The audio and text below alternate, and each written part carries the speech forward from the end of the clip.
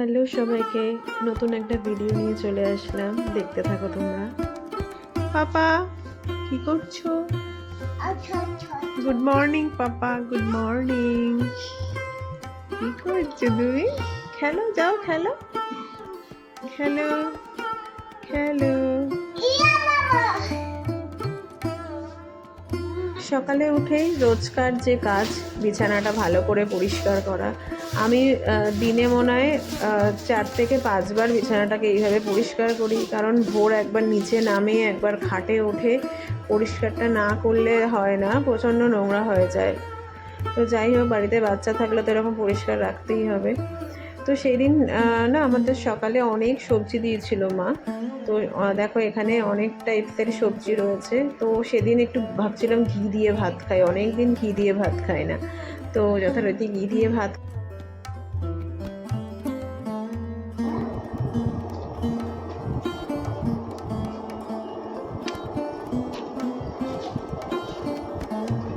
তো সেদিন অনেক জামা কাপড় কেচে দিয়েছিল, তো সেগুলোকে ভাঁজ করতে হচ্ছে। দেখো এতখানি জামা কাপড় সেদিন ভাঁজ করতে হচ্ছে। তো সেদিন অফিসের প্রেশারটা একটু কম ছিল বলে ভাবলাম জামা কাপড় ভাঁজ করে রাখি, নাহলে ওইগুলো রেখে দিলে জানো তো পরের দিন আবার কেচে দেবে, সেগুলো পুরো একদম অনেক হয়ে যাবে।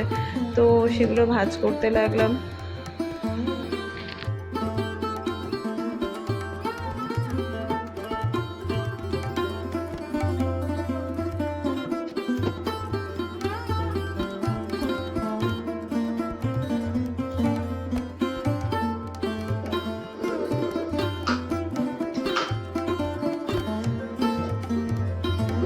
হয়ে গেছে সব জামা কাপড় ভাঁজ করা, এবার ওয়ার্ড্রপে তোলার পালা।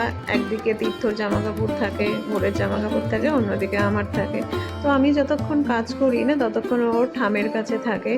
আর ওকে যে বার্থডেতে গিফট দিয়েছিল যে গাড়িটা, সেটা ওর ভীষণ পছন্দের একটা গাড়ি, তো সেটাতেই মোস্টলি ও থাকে। দেখো এই যে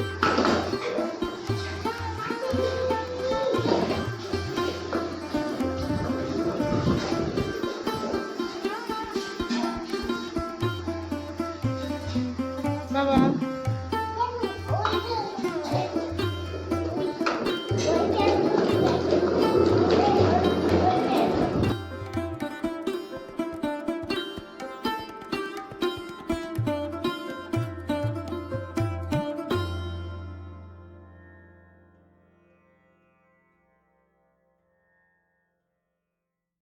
বাবা ওই যে ক্যাট, এটা ক্যাট বাবা।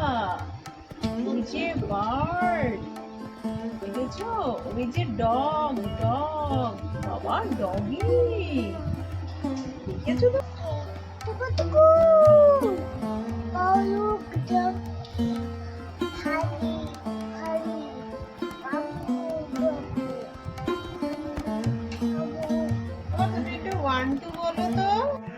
ওর সাথে খেলতে খেলতে সন্ধে হয়ে গেল। তারপর সন্ধে মানেই ওর খাবার তৈরি করা আর নিজের জন্য একটু চা করা। তো সেদিন খাবার তৈরি করে ও ঠামের কাছে দিয়েছিলাম, ওকে ঠাম ওকে খাওয়াচ্ছিল, আর আমি আমার জন্য একটু চা করে নিলাম, চাটা খেলাম। আমাদের বাড়ির এবার ছোট্ট ছোট্ট প্রাণীগুলোকে তোমরা দেখে নাও, কি সুন্দর তারা জলের মধ্যে থাকে। দেখো বিভিন্ন ধরনের মাছ আছে এখানে, গোল্ডফিশ আছে, শার্ক আছে। যাই হোক, তোমাদের ভিডিওটা কেমন লাগলো অবশ্যই জানিও, একটা কমেন্ট আর লাইক কিন্তু অবশ্যই করো। তোমাদের কমেন্ট লাইকই কিন্তু আমাকে মোটিভেট করে। আজকের মতো বাই।